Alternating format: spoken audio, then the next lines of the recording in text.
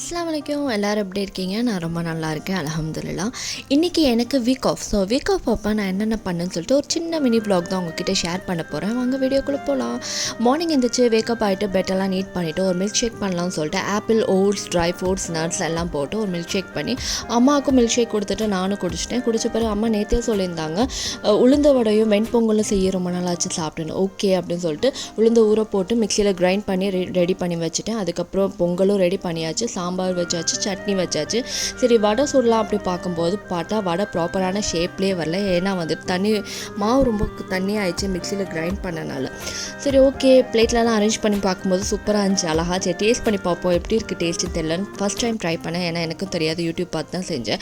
Taste பார்த்தா சூப்பராக இருந்துச்சு. எங்கள் அம்மாவுக்கு ரொம்ப பிடிச்சிருந்துச்சு. அம்மா சொன்னாங்க சூப்பராக பண்ணியிருக்கடி அப்படின்னாங்க. அப்புறம் அடடா நானா பண்ணேன் அப்படின்னு நினச்சிட்டு அதுக்கப்புறம் ஹெட் பாத் எடுத்துகிட்டு நமாஸ் பண்ணிவிட்டு மதியம் ஃபிஷ் ஃப்ரை, ஃபிஷ் கறி, கோகனட் ரைஸ் செஞ்சுட்டு நைட்டு சிம்பிளாக 2 தோசை சாப்பிட்டு தூங்கிட்டேன். பாய்.